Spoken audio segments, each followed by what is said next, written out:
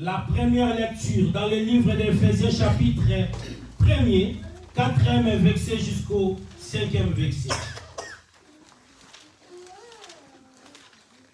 Un lecteur va prendre le micro pour faire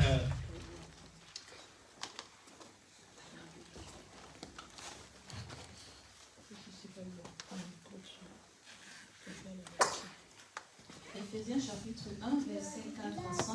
Amen. Amen. En lui, il nous a choisis avant la fondation du monde. Yeah. Pour que nous soyons saints et sans défaut devant lui. Dans son amour, il nous a destinés d'avance par Jésus-Christ à l'adoption filiale pour lui, selon sa volonté bienveillante, afin de célébrer la gloire de sa grâce dont il nous a comblés en son bien-aimé. Amen. Amen. Une autre personne va lire cela.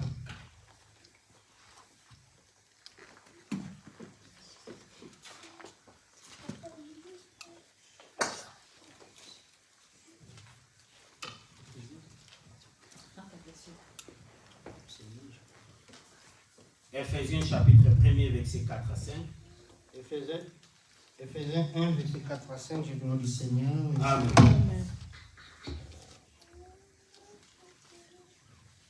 Verset 4. À lui, Dieu nous a élus avant la fondation du monde, Yes. pour que nous soyons saints et irrépréhensibles devant lui. Amen.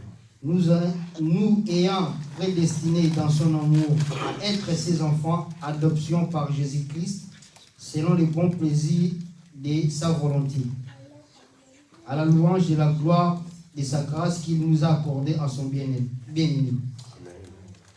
Prenons place. Applaudissons pour la gloire de Dieu. Amen. Que l'Éternel bénisse chacun de nous. Amen. Que l'Éternel vous bénisse. Amen. Vous avez laissé vos demeures pour venir, non pour regarder quelqu'un, mais pour chercher la face de Dieu. Bien aimé, j'aimerais aller calmement, doucement, parce que le thème que je vais prêcher aujourd'hui, c'est un thème très compliqué et c'est un thème rarement prêché dans nos ensembles. C'est rarement prêché sur ce thème, sur la prédestination. Parce qu'il y a plusieurs personnes qui prennent cela par le mal ou par le bien. Mais c'est un thème très compliqué. C'est un thème pour bien parler sur la prédestination. Il faut le maîtriser et il faut comprendre la volonté de Dieu. Parce que j'aimerais bien nous dire déjà que la prédestination, c'est la décision de Dieu ou c'est le choix de Dieu. La prédestination, c'est la décision de Dieu a prédit avant la fondation du monde. La prédestination, je me répète, c'est la décision de Dieu a prédit avant la fondation du monde. En d'autres termes, on peut dire que la prédestination, c'est le choix de Dieu. Ou encore, troisième explication, la prédestination, c'est l'élection de Dieu. Amen. J'aimerais aller calmement parce que j'ai entendu, j'ai écouté plusieurs personnes, plusieurs prédicateurs, prédicatrices qui parlent par rapport à la prédestination, que Dieu a fait la prédestination selon le choix de Dieu. Il y a des gens que Dieu a choisis pour aller en enfer et il y a des gens que Dieu a choisis pour rentrer dans les lieux célestes qui est le repos éternel ou la vie éternelle avec Christ. Moi, je ne dis pas que c'est ça, mais je dis que j'ai entendu plusieurs personnes parler de cela. J'ai entendu des débats de gens qui parlent de cela, qu'il y a le groupe de gens que Dieu a prédestinés, qu'ils vont aller en enfer. Et il y a des groupes et des gens que Dieu a prédestinés pour aller dans le lieu céleste qui est le repos éternel avec notre Seigneur Jésus. Maintenant, par l'aide du Saint-Esprit, ça fait un temps que j'étais dérangé par le Saint-Esprit pour parler sur la prédestination. Parce que selon la compréhension de plusieurs personnes, ils pensent que, comme je viens de vous dire que la prédestination, il y a des groupes de gens qui sont prédestinés à l'enfer. Mais est-ce que cela est vrai? Est-ce que cela est la volonté de Dieu? Est-ce que Dieu, premièrement, je voulais dire à l'Assemblée, Dieu est amour. Amen. Quand Dieu nous a créés, la Bible nous dit, un lecteur va prendre le micro. Sœur Sandrine, s'il te plaît, prends le micro. Reste avec le micro pour commencer à faire les lectures. Une autre personne aussi, la sœur Karel aussi va rester avec le micro. Parce qu'à des fois, je vais commencer à donner des versets à des fois. Une autre prend l'autre et une autre prend l'autre. Je vais me répéter. Cherche déjà 1 Thessaloniciens chapitre 5, verset 9. Cherche cela et tu vas faire la lecture bientôt. Je me répète. J'aimerais que nous puissions comprendre ces textes. Et j'aimerais que nous puissions comprendre ces thèmes. Je me répète au initial. Je dis ceci. Que le thème de la prédestination est rarement prêché dans nos églises. Plusieurs assemblées aujourd'hui, c'est rarement que vous rencontrez un thème comme cela, sur la prédestination. Parce que premièrement, c'est un thème qui n'est pas facile à prêcher. C'est un thème qu'on ne peut pas prêcher selon les raisonnements humains. C'est un thème, il faut avoir la connaissance de la parole de Dieu. C'est un thème, il faut prêcher par le Saint-Esprit. Parce que plusieurs disent qu'il y a un groupe de gens. Là, je me répète. Parce que je veux que nous puissions bien comprendre cela. J'ai entendu, écouter, participer dans les débats. Que plusieurs personnes qui se disent que Dieu a prédit un groupe de gens pour aller en enfer. Et il y a d'autres qui se disent que Dieu a prédit un groupe de gens aussi pour aller dans les lieux célestes et dans les repos éternels avec Christ. Mais je viens pour contredire cela. Non contredire cela selon ma pensée. Non contredire cela selon mes propres raisonnements. Mais contredire cela par rapport à la parole de Dieu, ce n'est pas parce que c'est là que la Bible me dit. J'aimerais dire à l'Assemblée, Dieu est amour. Dieu est amour. Et dans l'amour de Dieu, Dieu ne peut pas créer son créature afin qu'il l'amène à l'enfer pour que son créature puisse souffrir. Sœur, on va nous lire 1 Thessaloniciens chapitre 5, verset 9. 1 Thessaloniciens chapitre 5, verset 9, j'ai lu au nom de Jésus-Christ. Amen. Car Dieu ne nous a pas destinés à la colère, Yes. mais à l'acquisition du salut par notre Seigneur Jésus-Christ. Yes. La Bible nous dit que Dieu ne nous a pas destinés à la colère. Bien aimé, Dieu, on doit maintenant comprendre, mais pourquoi le choix de Dieu? La prédestination, c'est pourquoi? Est-ce que le choix de Dieu, je vais vous dire une différence rapidement. Bien aimé, un choix et haïr, c'est deux choses différentes. Je peux faire un choix, mais je ne t'ai pas haï. Je peux faire un choix de te donner la responsabilité quelconque, mais cela ne dit pas que d'autres personnes que je n'ai pas donné les responsabilités, je les haïs. C'est ça la différence qui nous fait. Dieu ne nous a pas prédestinés à la colère. Quand Dieu, c'est pour cela, dans le livre Ézéchiel chapitre 33, Ézéchiel 33, 11, j'espère. Ézéchiel 33, 11. Sœur Sandrine, tu peux lire ça rapidement. Ézéchiel chapitre 33, verset 11.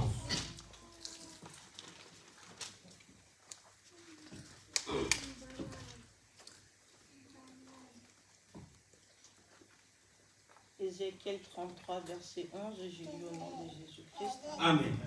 Dis-leur, je suis vivant, Dieu le Seigneur, éternel.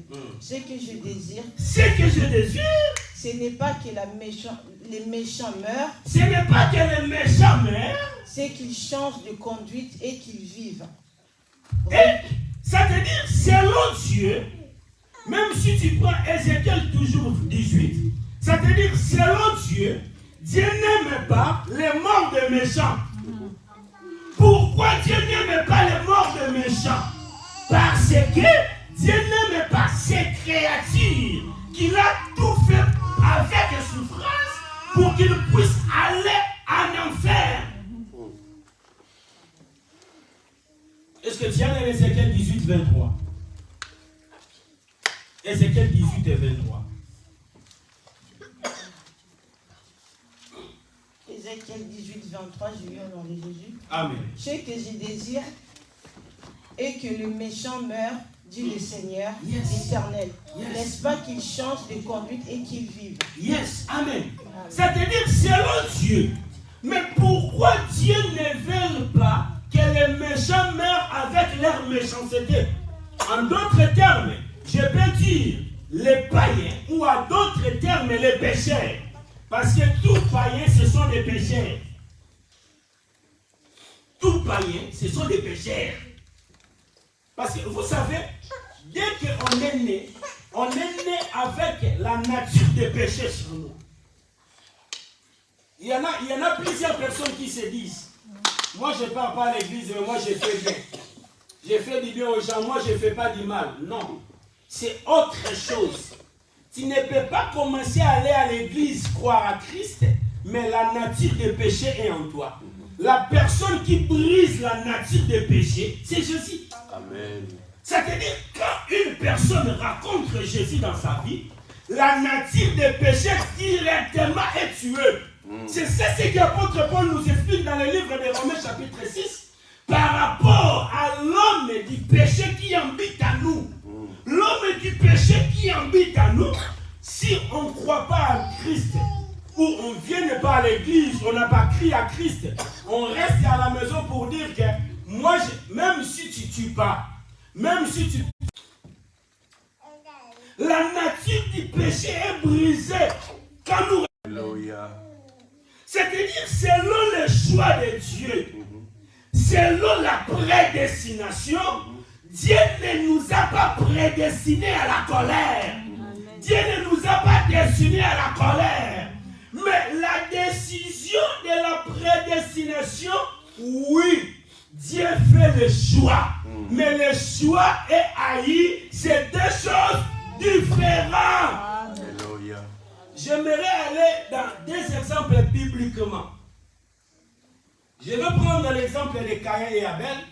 Et je vais prendre aussi l'exemple de Jacob et Ésaü. Parce que la Bible nous dit, dès que les enfants étaient dans le ventre de leur maman, Dieu a choisi Jacob le petit. Mais Dieu n'a pas haï Ésaü. Parce que quand même l'apôtre Paul nous explique ça dans le livre de Romains chapitre 8, quand l'apôtre Paul nous explique par rapport au choix de Dieu, par rapport à l'élection de Dieu, par rapport à la décision faite par Dieu, par rapport de choisir le plus aîné. Parce que, écoute, bien aimé dans le Seigneur, choix et haï, c'est deux choses différentes. Haï, c'est comme ça, non? Avec R à la fin, non? C'est comme ça? C'est comme ça? Ok. Ça veut dire, quand Dieu a choisi une personne, cela ne dit pas que d'autres personnes qui n'ont pas choisi de Dieu est destinée d'aller en enfer. Non. Non. Ce n'est pas ça. Je viens dans des exemples bibliquement. nous voyons l'histoire de Caïn et Abel. La Bible nous dit que Caïn était laboureur et Abel était berger. Et les deux ont fait l'offrande devant Dieu. Mais la Bible nous dit que Dieu a choisi l'offrande d'Abel.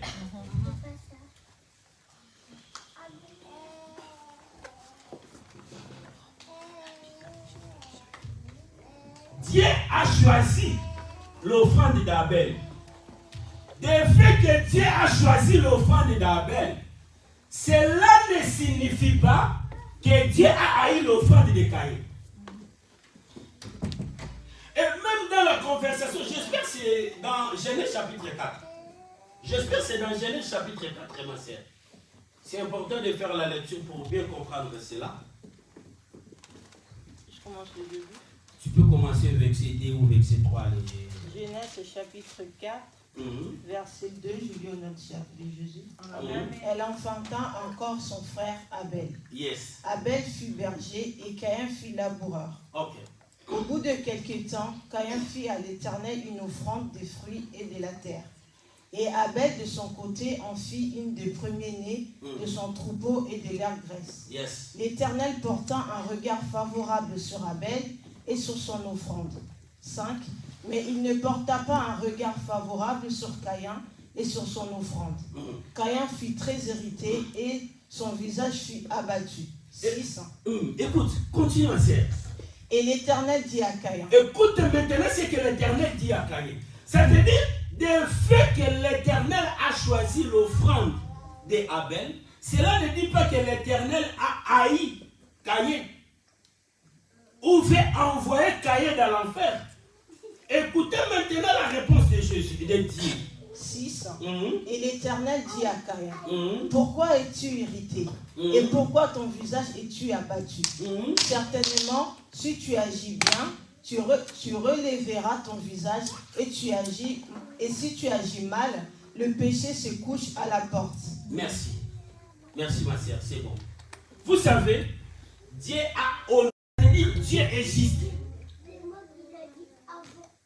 Dieu nous aime parce que nous sommes ses créatures. Mais Dieu peut faire un choix d'une personne sans toutefois haïr une autre personne. La Bible nous dit que Dieu a choisi l'offrande d'Abel. Mais cela ne dit pas, par rapport aux élections de Dieu, que Dieu va envoyer Caïn en affaire. Et au contraire, lors de leur conversation, Dieu a dit à Caïn, si tu fais bien, tu dois relever ta tête. Ça veut dire, notre Dieu, c'est toujours un Dieu qui nous donne les opportunités pour réussir. Amen. C'est ça même qui fait la différence entre Dieu et le diable et Satan. Parce que vous savez, avec le diable, si tu commets une erreur, directement, dès que tu commets l'erreur, dès que tu reçois la décision du diable ou la punition du diable. C'est pour cela il y a beaucoup de gens qui sont devenus fous, qui sont devenus folles, parce qu'ils ont allé chercher les fétiches et ils n'ont pas obéi à la loi du Satan, des diables. Le diable les a frappés directement dès qu'ils n'obéissent pas à leur loi. Mais c'est différent avec notre Seigneur. C'est-à-dire notre Seigneur Jésus est miséricorde. C'est celui qui nous pardonne. Amen. C'est pour cela qu'il y a même un langage, paganisme, plusieurs personnes qui se disent, mais pourquoi les gens qui font du mal, ils demeurent longtemps sur cette terre, mais les gens de bien, ils ne demeurent pas, ils meurent rapide. C'est ça ce qu'on vient de lire. C'est-à-dire Dieu n'aime pas la mort d'un méchant, parce que Dieu aime que si un méchant meurt, ils vont aller en enfer. Or, l'enfer n'est pas fait pour les enfants de Dieu. Amen. Vous savez, l'enfer est fait pour qui? L'enfer est fait pour qui? Satan et ses démons. Matthieu chapitre 25, verset 41. Matthieu 25, 41 jusqu'à 45. Pour nous dire que l'enfer n'est pas fait pour nous. L'enfer est fait pour les diables. Matthieu chapitre 25, verset 40, c'est ça? 41 jusqu'à 44. 41, je lis. Ensuite, il dira à ceux qui seront à sa gauche, Yes. retirez-vous de moi, maudits. Allez dans le feu éternel et a été préparé pour le diable et pour ses gens. Merci, ma sœur. Vous pouvez répéter cette partie-là. Ensuite, il dira à ceux qui seront à sa gauche, retirez-vous de moi, maudits. Yes. Allez dans le feu éternel qui a été préparé pour le diable et pour ses gens. Merci. Ça veut dire, nous aurons notre réponse ici. Le feu éternel que nous appelons aujourd'hui l'enfer. Descends un peu, ma sœur, après je vais aller.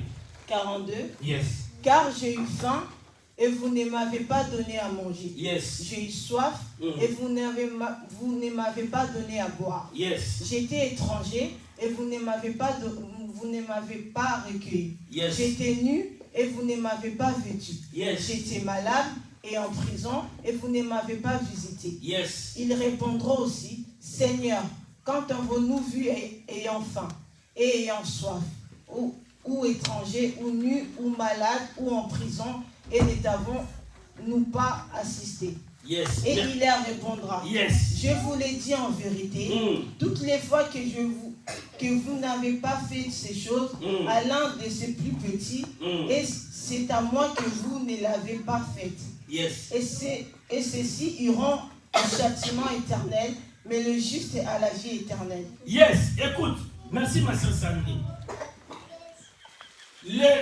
L'enfer, le feu éternel n'est pas fait pour nous. Le feu n'est pas fait pour nous. Le feu n'est pas fait pour les créateurs. Pour les créatures, pardon. Parce que nous sommes les créatures de Dieu. Dieu il nous a fait avec toute souffrance. Dieu il nous a créés avec l'amour. C'est pour cela que Dieu a tout créé. Mais quant à faire l'homme, nous sommes ses images. Nous sommes aujourd'hui l'image de Dieu. C'est-à-dire, quand je vois mon prochain, je vois Dieu. Quand je vois ma sœur, je vois Dieu. Quand je vois mon frère, je vois Dieu. C'est pour cela.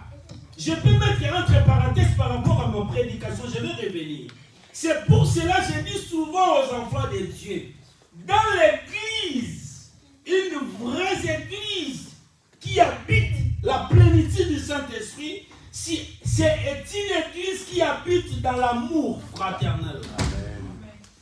L'amour ne soupçonne pas du mal.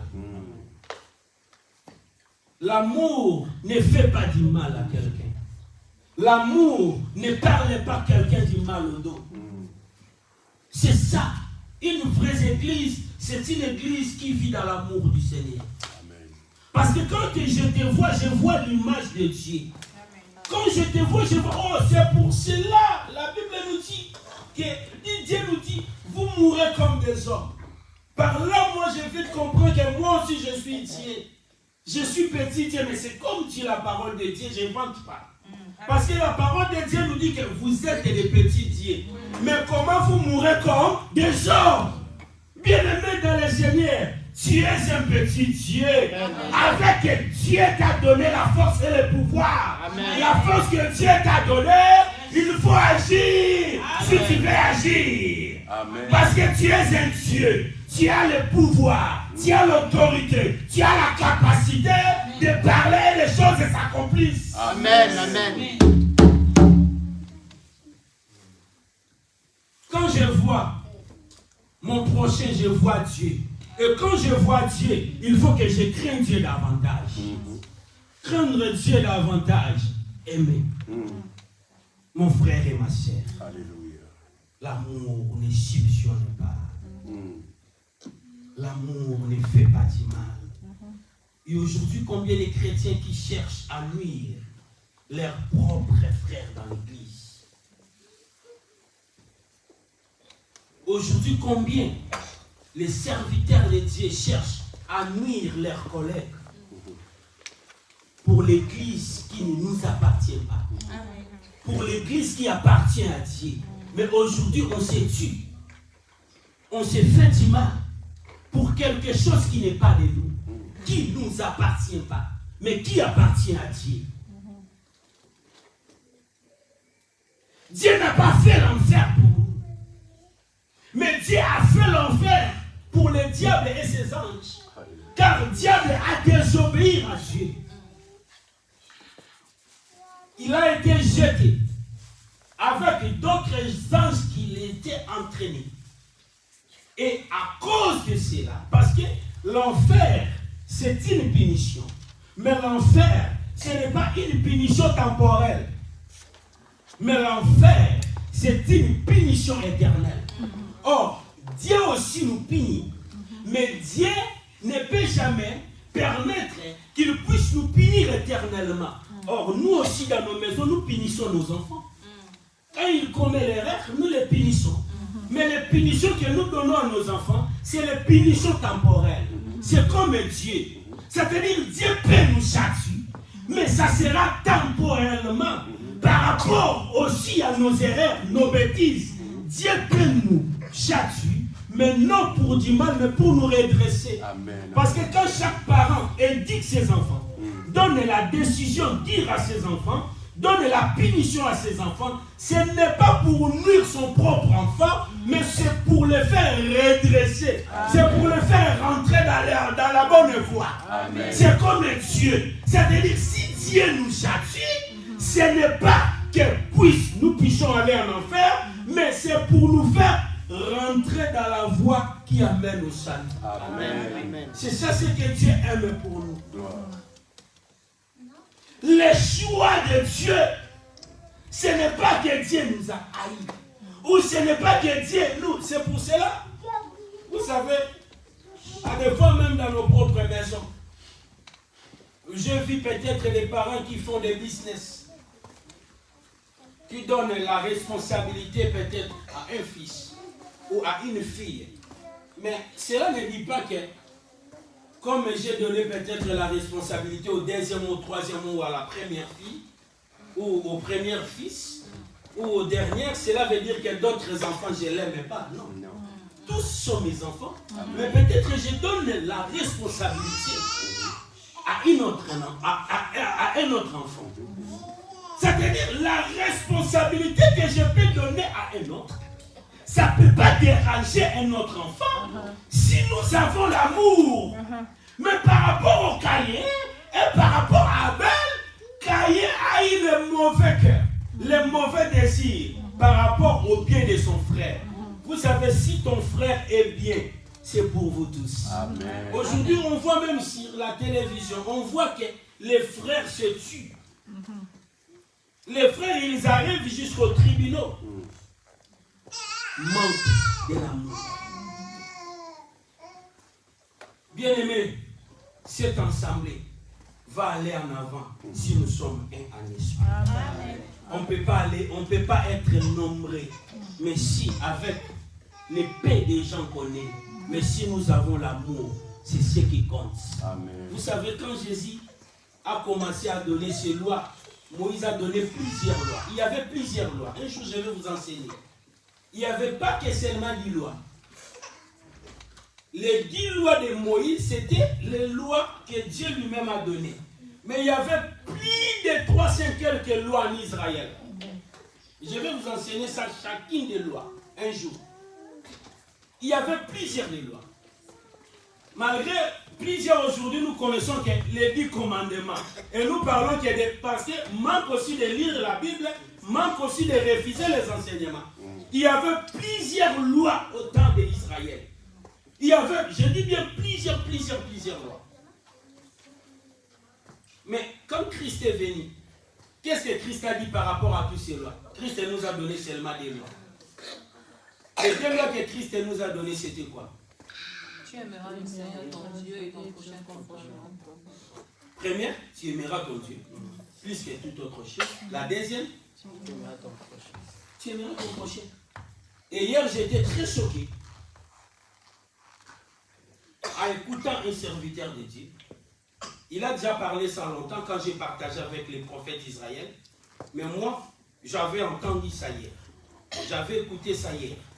J'étais sur les réseaux sociaux.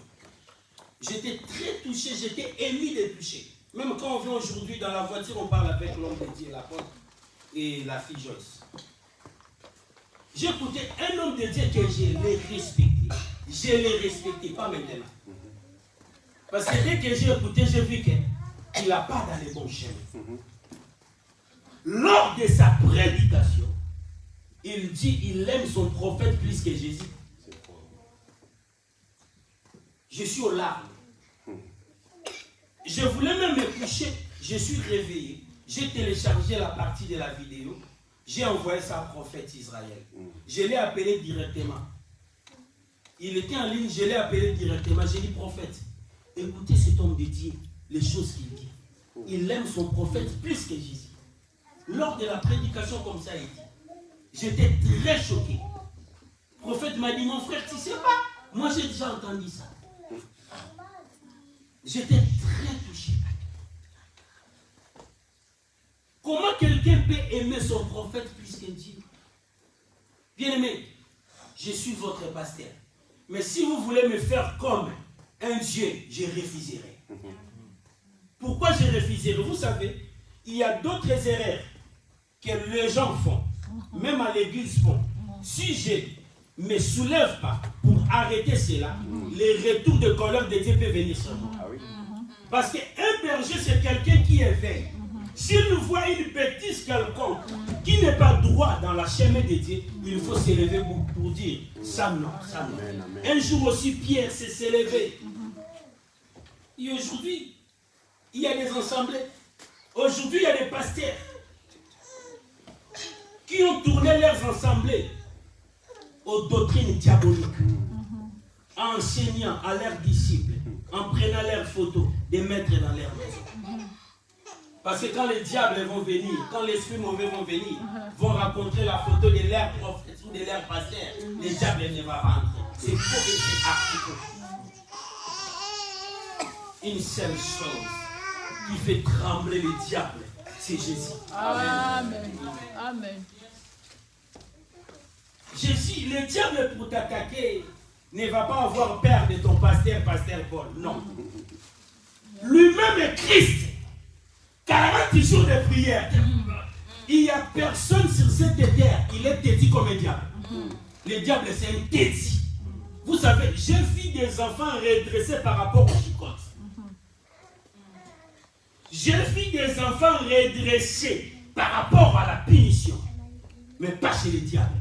Le diable, c'est un têtu. Tu peux le frapper 2000 fois. Il viendra toujours. C'est pour cela qu'un enfant de Dieu ne peut pas se faiblir dans la vie de prière. C'est ça, oui. Parce que le diable, s'il te cherche aujourd'hui, il ne te voit pas. S'il te cherche aujourd'hui, il ne te voit pas. Ne pense pas que quand il va partir, il va croiser le bras et rester. Non. Il va revenir encore pour te chercher. Parce que le diable, c'est un têtu, il ne craint personne. Même notre Dieu, le diable ne le craint pas. Christ a fait 40 jours de prière avec toute l'onction qu'il avait, avec la puissance qu'il avait. Malgré la prière qu'il faisait, la Bible nous dit que le Satan est arrivé pour chercher Dieu. Et qui es-tu que le pasteur et le diable vont avoir la peur de ton pasteur? Tu es qui pour le pasteur, pour le diable puisse avoir la peur des photos de ton pasteur? Mais s'il y a des gens qui vont me suivre, même dans la ligne, même qu'ils ne sont pas ici, ils ont mis les photos de leur pasteur ou prophète dans les maisons comme une protection. Il faut qu'ils enlèvent ça. Sinon, ils iront tous à l'enfer. Amen. Amen. Amen. Amen. Les seuls noms qui tremblent, les diables, c'est le nom de Jésus. Amen. Et nous n'avons pas besoin d'apporter les photos de Jésus. Nous n'avons pas besoin de toutes ces choses. Mais Jésus que nous servons aujourd'hui est spirituel.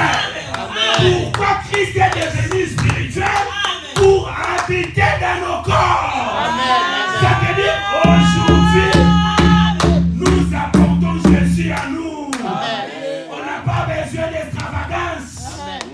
On n'a pas besoin de grimaces. Mais nous avons besoin de Dieu. Alléluia. Je connais un homme de Dieu qui se battait la poitrine toutefois, disait, je crains Dieu. Moi, je crains Dieu. Non, non, non, non. On n'a pas besoin de ça. Nous n'avons pas besoin de ça. On n'a pas besoin de se montrer qu'on a des puissances. On n'a pas besoin de se montrer que je crains Dieu plus que tous les pasteurs. y a des hommes de Dieu qui font cela. Moi, je crains Dieu. Moi, je marche avec lui. Non. Nous n'avons pas besoin de ces publicités-là. Mais nous avons besoin de Dieu. Amen. Au témoignage des autres. Amen. Nous n'avons pas besoin de se vanter que nous avons Dieu. Nous n'avons pas besoin de se vanter que nous avons des miracles.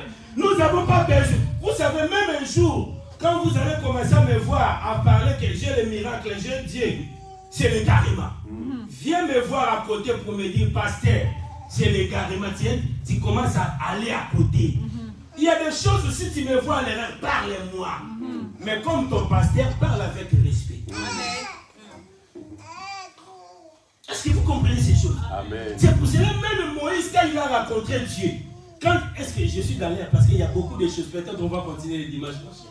Je suis dans l'air ou comment? Je reste avec combien de minutes? Encore 20 minutes. Ok, merci. Même Moïse, quand il a rencontré Dieu, Dieu l'a dit, va au peuple d'Israël pour les libérer. Tu sais quoi Moïse a demandé à Dieu? Quand les peuples vont me demander, je vais lui dire quel est son nom. Parce que Moïse, il savait que le peuple demande. On est au 21e siècle, non pour conformité par rapport au siècle présent qu'on est aussi, mais non pour la conformité dans la parole de Dieu. C'est-à-dire s'il y a des choses qui ne marchent pas bien, avec mon pasteur, je vais les voir à côté. Si les choses ça ne marche pas bien, avec ma soeur, mon frère, je vais les voir à côté. On n'a pas besoin d'aller parler derrière le dos des gens. C'est ton frère dans le Seigneur. Mais pourquoi tu les crains? Pourquoi tu ne peux pas les rapprocher pour lui dire, ah ma soeur, mais il faut toujours avoir la tempérance de parler. Parce qu'il y a des gens qui ne savent pas donner les conseils et blâmer une personne. Il y a des gens qui ne savent pas ça. Or, quand on voit les erreurs avec d'autres personnes, on doit apporter la correction. Mais la correction étant que des enfants de Dieu.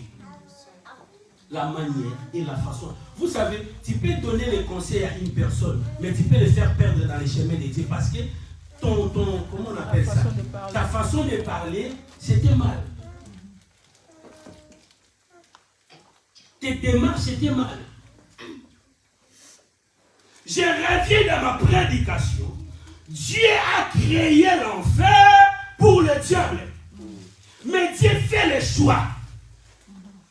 Mais le choix de Dieu, c'est ne dire pas que d'autres qui est là, il est bafoué ou il est en enfer. Non. Dieu fait le choix par rapport aux responsabilités. Comme la Bible nous dit. Je viens dans l'histoire de Jacob et Ésaü. Ils étaient frères. Mais la Bible nous dit, dès le ventre de leur maman, Dieu a choisi qui? Jacob. Mais Dieu n'a pas haï Ésaü. Non. Mais selon le choix, parce que selon leur temps, les lois, par rapport à leur loi à ces temps-là, c'était que l'aîné doit hériter toutes ces choses. L'héritage de son père. Tous les droits, il faut que ça commence par l'aîné. Mais Jacob, il était petit, parce qu'il a sorti après Ésaü, son frère. Parce que vous savez, les jumeaux, ce sont les gens qui se naissent peut-être même jour. Mais on différence les grands et les petits par rapport à celui qui sort premier. C'est-à-dire celui qui sort au premier, c'est lui qu'on appelle l'aîné. Celui qui sort ensuite, c'est celui qu'on appelle les cadets. C'est-à-dire selon leur loi, Moïse, Jacob, il ne pouvait pas hériter la bénédiction de son frère qu'Ésaü. Mais vous savez, même aujourd'hui, même par rapport au nom de Jacob et voleur, par rapport aux gens catégorisent Jacob voleur. Mais vous savez, dans les yeux spirituels, si tu allais sonder les Écritures, tu dois comprendre que Jacob n'a pas volé la bénédiction. Mais la bénédiction était précise pour lui. Deux choses, je vais vous dire. Je vais parler de Dieu et je vais parler des hommes. La premièrement, la maman connaissait l'histoire des deux enfants. Parce que même aujourd'hui, quand on dit que c'est la maman qui connaît l'enfant. S'il est l'enfant de qui? Parce que c'est la maman qui connaît par rapport au père.